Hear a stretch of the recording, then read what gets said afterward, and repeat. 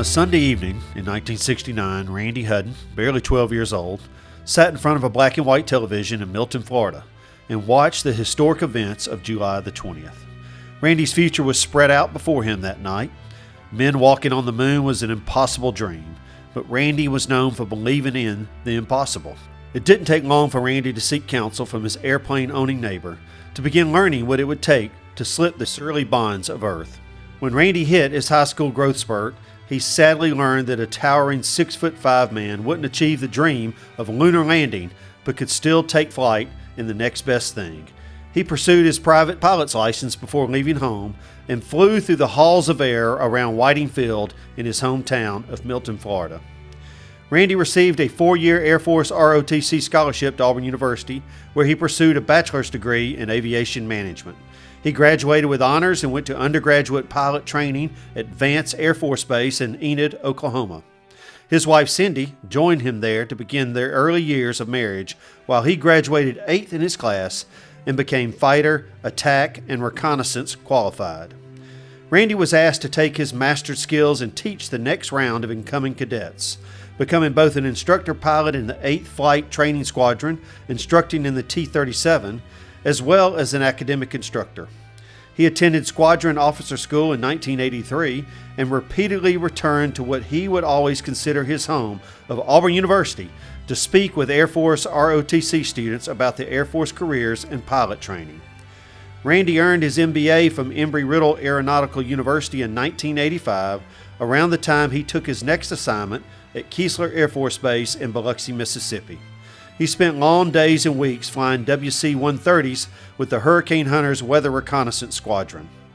Randy quickly became the executive officer and later the chief pilot of the 53rd Weather Reconnaissance Squadron. During his incumbency, the squadron was granted the Air Force Outstanding Unit Award, flew drug interdiction in the Gulf of Mexico, provided weather data and hurricane designation to Europe and back, and filmed the 1986 Challenger shuttle launch from the airborne camera of his C-130 plane.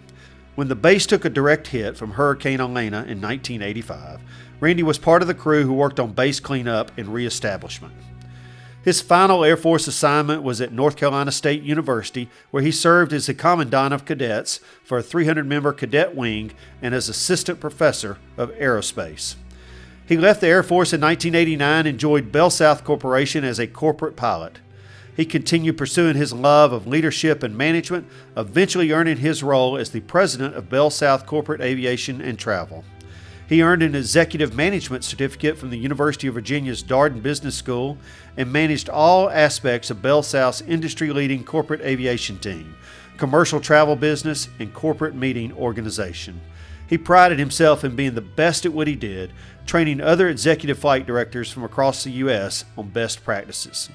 He also served as a consultant for the Georgia governor, helping pass Senate Bill 85 that created the Georgia Aviation Authority, allowing the state to achieve peak efficiency in its aviation use, modernize its fleet, and save taxpayer money. Randy retired from Bell South as a certified aviation manager during the AT&T merger in 2007 and created his own company, Aviation Leadership Group, providing leadership, strategic planning, and management consulting across the business aviation industry. He chaired the Auburn University Aviation Management Advisory Council for several years, held seats on the Aviation Directors Roundtable, and served on the National Business Aviation Association Board of Directors and the Flight Safety Foundation Corporate Advisory Committee. He also served on a number of governmental and corporate aviation boards of directors around the country. Beyond aviation positions, he took on leadership and advisory roles, bringing best practices to his 10,000-member church as Director of Finance, member of the Administrative Council, and Board of Directors at Mount Bethel Christian Academy and Evergreen Conference Center. As he worked in the corporate aviation world, he returned to the plains and advocated for the Aviation Management Department at Auburn University, foreseeing the growing need for pilots in the years to come. In 2014, Captain Hudon was diagnosed with late-stage colon cancer. For nearly 7 years, he maintained a positive and encouraging attitude. To his last days, he maintained that anyone could achieve their own impossible with a little coaching, direction, passion, and a whole lot of humor.